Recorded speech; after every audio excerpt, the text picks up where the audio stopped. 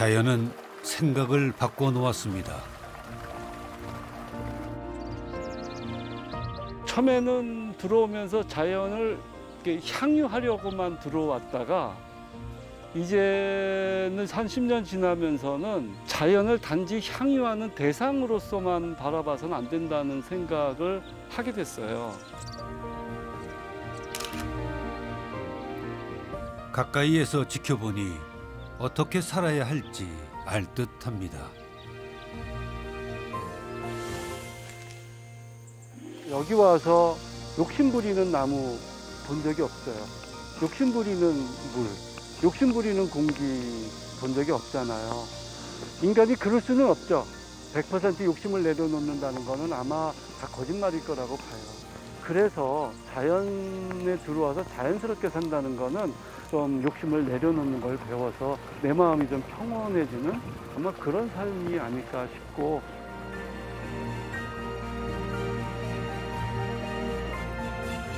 예쁘면 예쁘다 하고 아프면 아프다 하고 힘들면 도와달라 하면서 자연으로 한 걸음 더 들어가고 있습니다.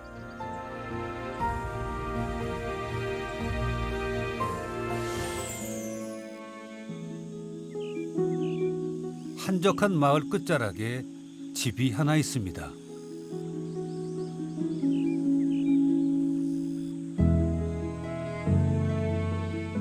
본격적인 장마가 시작되기 전 마당에 심어놓은 블루베리 수확이 한창입니다. 이 집 블루베리는 색도 여러 가지, 크기도 제각각 아주 자유로워 보입니다. 그래도 잘 익었네요. 밭주인 정주아 씨는 한 번에 따지 않습니다. 한 알 한 알 터질세라 손놀림이 조심스럽습니다.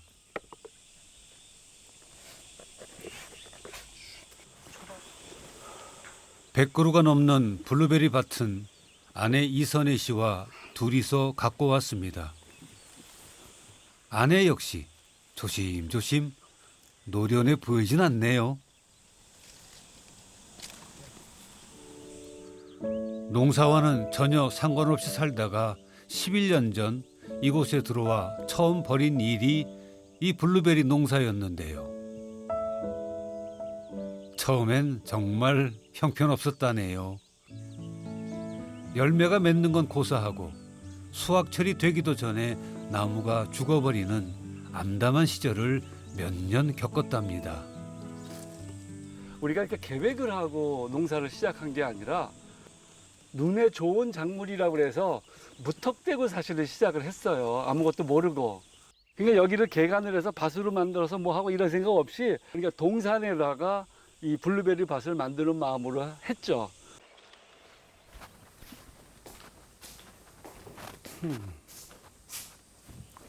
정주아 씨의 원래 직업은 사진작가입니다. 대학에서 학생들을 가르치기도 하지요.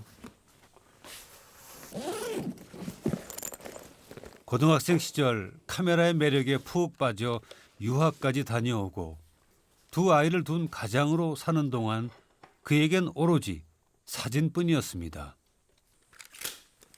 그런데 그 사진이 정주아 씨를 시골 마을 농부의 자리로 이끌었습니다. 그의 사진 속에는 늘 사람과 자연이 등장합니다.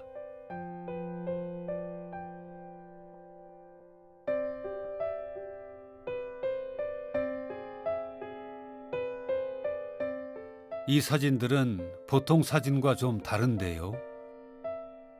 분명한 메시지를 담기 위해서 바다나 소 같은 대상을 깊이 탐구하고 살펴보는 과정을 거치게 되지요. 그런데요. 벼만 찍다가 이제 땅의 소리라고 하는 구체적인 생각을 하게 되고 작물들 찍고 그러다가 농부를 찍게 됐죠. 어떤 땅의 그 기운을 사람에게 전달해서 그 사람의 목숨을 연장할 수 있도록 해주는 그것을 관장하는 것이 농부구나.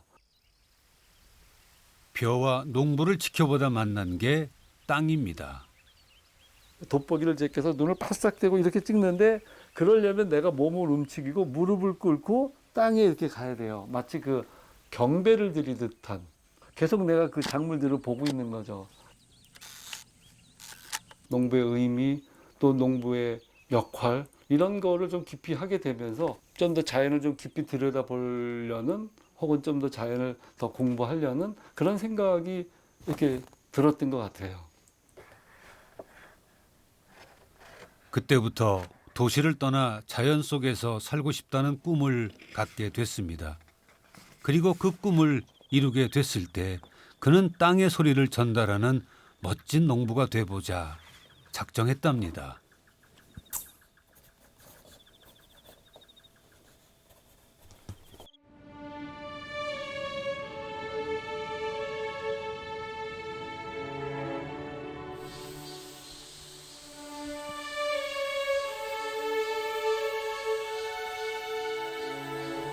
귀촌 11년, 과연 어떤 농부가 돼 있을까요? 이웃집 어르신께 들깨 모종을 얻으러 왔습니다. 네. 거기다 뽑아요. 이분은 정주아 씨 농사 선생님이라네요. 농사는 사실 많이 보고 많이 알아야 하는데 처음 들어왔을 때 완전 초보였죠. 이제 우리가 사는 꼴을 보고 얼마나 한심했겠어요. 시골 삶에 전혀 모르는 두 사람이 와서 살았으니까. 근데 우리가 나름대로 열심히 했거든요. 그러니까 그거를 좀 가엽게 생각하셨던 것 같아요. 그래서 와가지고 코치도 해주시고, 그 다음에 우리가 워낙 이제 뭐 아무것도 없잖아요. 모종 키울지도 모르고 하니까. 그러니까 이렇게 이제 모종 좀 많이 하신 거 남는 거 있으면 나눠주기도 하시고. 열심히 하지. 열심히 하는데 그래도 이제 힘만 들지 뭐. 항상 너무 먼저 배려하더라고. 다른 사람들이 남 먼저 배려하는 게 쉽질 않아요. 각시 역시 그렇고 신랑 역시 그런 게 둘이 잘 만나서 잘. 그래서 좋아해요, 나도.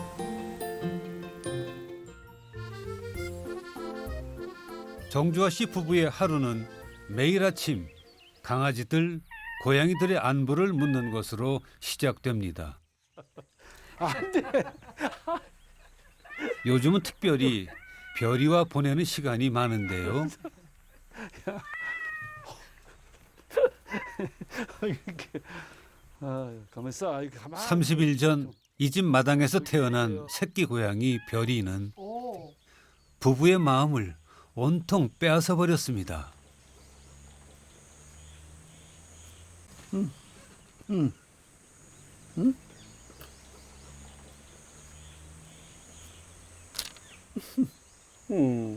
눈 꼼뽀. 아이들 어릴 때도 이렇게 놀아주셨겠죠? 우리 별이. 귀여운 별이가 정주아 씨를 완전 무장해제시키는군요. 사실은 우리가 고양이를 뭐 분양을 받거나 해서 딱 키운 게 아니라 얘네들이 그냥 길냥이였는데 우리가 밥을 주니까 여기서 머무르는데 특이하게 생긴 고양이라든지 아니면 뭐 굉장히 예쁘다든지 그런 고양이는 아니잖아요. 그렇지만 이렇게 우리와의 관계 속에서 너무나 정겹게 하고 나도 얘네들한테 그러한 정겨움을 줄 수 있으니까 좋은 것 같아요.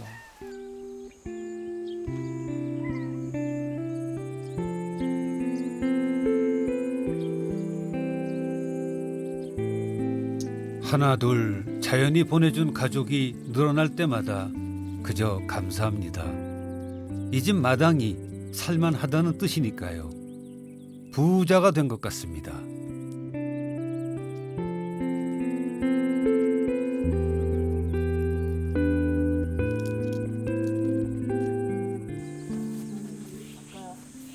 여기요? 오전 일과 중에 중요한 게 이 텃밭입니다.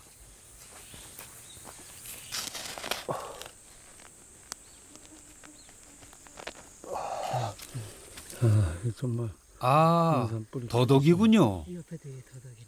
그런가? 오늘 뭐 해먹겠다 싶으면 이제 생각했다가 가서 캐기도 하고.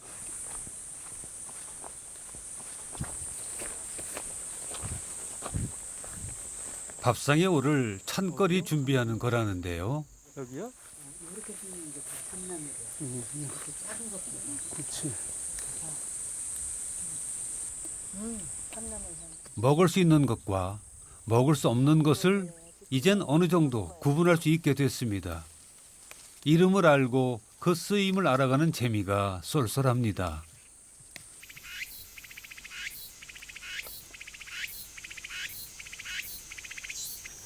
그 샐러드에다가 좀 넣으면 향긋하거든요.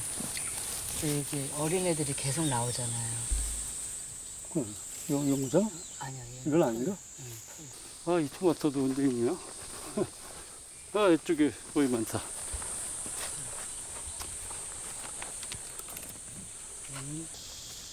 여름의 텃밭은 풍성합니다.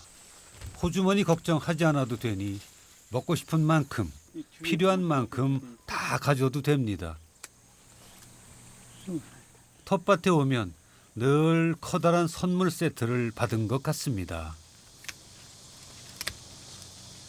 사실 이렇게 집에서 키우기 예쁘지가 않아요. 근데 이걸 정작 먹어보면 맛이 파는 거에 비해서 월등히 고소하고 월등히 진합니다. 그리고 정말 이렇게 먹으면서 건강하다는 느낌이 절로 들어요. 그러니까 이렇게 함께 일하고 함께 수확하고 함께 준비하는 시간입니다.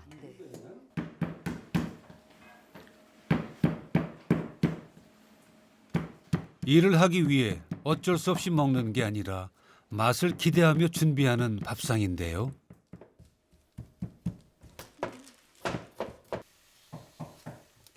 아, 이 토마토는 어떻게 요리할 건가요? 토마토 스프 하는데요. 그 여름철에 저희가 매일 아침 해먹는 간단한 스프예요. 그냥 토마토만 끓여가지고 먹는 건데 재료가 좋으면 어떻게 만들어도 맛있다고들 하지요.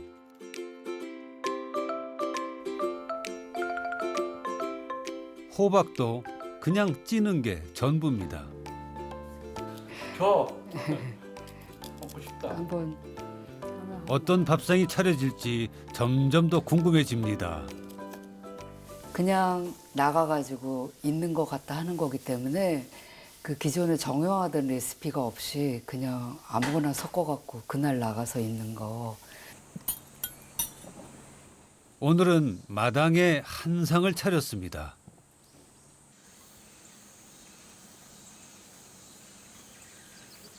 소박한 채소들의 향연이네요.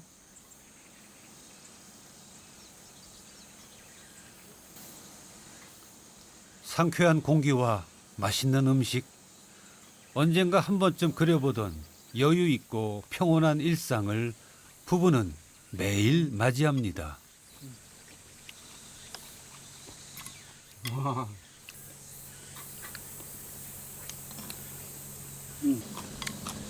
아, 좋다. 물론 실내에서도 얼마든지 편히 밥을 먹을 수 있지만 직접 이거를 코로 이 숨 냄새가 오잖아요. 이 냄새, 그 음식의 냄새, 그리고 이 시각, 시선, 그리고 이 부는 바람에 의해서 지금 이쪽으로 살짝 시원한 바람이 스치고 지나가거든요. 이런 것들을 함께 경험할 수 있는 건 정말 특별한 것 같아요. 여기 오기 전에는 팽나무라는 존재를 몰랐어. 근데 이거 자연이 준 넉넉함입니다. 내가 본 적이 없는 것 같은데 여기 와서.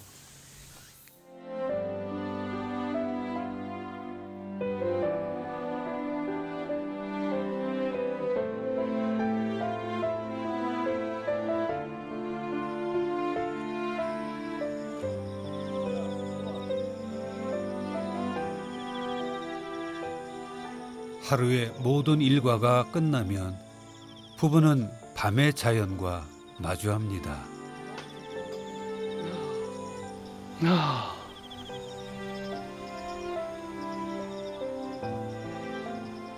생각도 말도 아무것도 하지 않아도 되는 시간.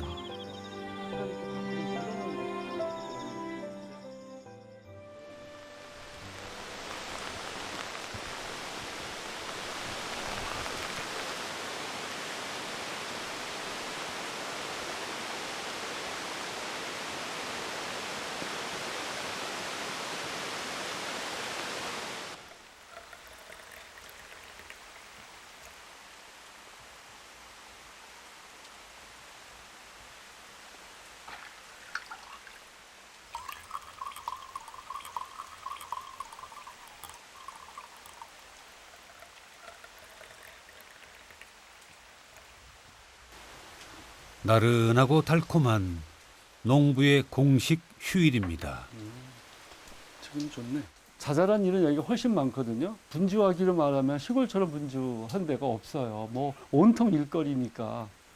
하지만 여기는 그러한 일거리와 일거리 사이의 공간이 넓으니까 내가 좀 끼어들어서 좀 여유를 부리거나 게으름을 좀 피울 수 있는 뭐 그런 게 좀 생기는 것 같아요. 정주아 씨가 카메라를 들고 동네 산 밑에 나왔습니다. 농사가 바빠 미뤄두었던 작업을 해볼 생각입니다. 오케이. 우리 마을에서 상당히 상징적인 바위예요. 여기를 마진바위라고 하거든요.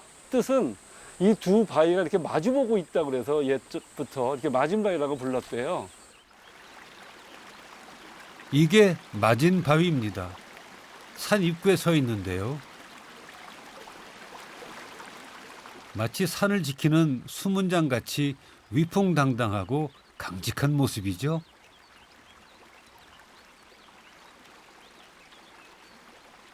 그래서 여기에 그 정일순 여사님 모시고 와서 촬영을 할 거예요. 정일순 여사님은 이 마을의 토박이 중에 토박이시고, 내가 봤을 때 이 마을의 어떤 중심이 되시는 우뚝한 그런 어르신이거든요. 그래서 그분 포트레이트를 한번 찍어보려고. 이따가 이제 이 자연과 이 자연에서 살아온 사람. 이들은 오랜 시간 서로를 지켜보고 서로의 이야기를 알고 있을 텐데요. 그들이 전하는 메시지를 사진에 담아 보려는 겁니다.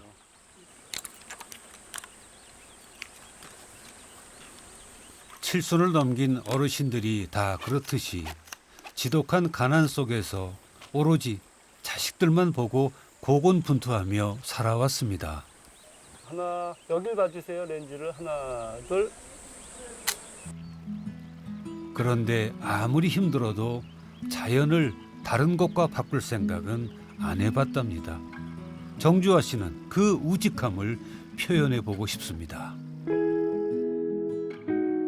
자연 속에 살아가는 분들의 그 특징 중에 하나는 대결하지 않으려는 생각이 좀 있어요. 순응하는 것. 비가 오면 받아들이는 거지. 비를 피하기 위해서 뭘 천막을 치고 뭐 어떻게 해서 꼭 내가 항상 마른 땅에만 발을 딛겠다 이런 게 아니거든요. 그 비를 받아들여서 내가 뿌린 씨를 싹 틔우게 하고 부는 바람을 잘 이용해서 못을 하고 이런 거거든요. 그런 점이 저한테는 경이롭죠. 제가 배우는 지점이에요. 긴 세월을 이기고 여전히 당당한 마진 바위와 평생 묵묵히 농사를 지으며 자연과 어우러져 살아온 모습이 닮아 있습니다. 선뜻 그렇게 얘기를 하는데 이곳에 이렇게 살러 들어온 것이 아니라 이곳으로 죽으러 들어왔다. 여기서 살다가 이제 제 삶을 마칠 것인데요. 제가 좀 더 자연을 품고 싶은 생각이 정말 있어요. 자연 속에 안겨서 더불어서 살아간다면 그것이 아마 자연에 스며드는 일이 아닐까 그렇게 생각합니다.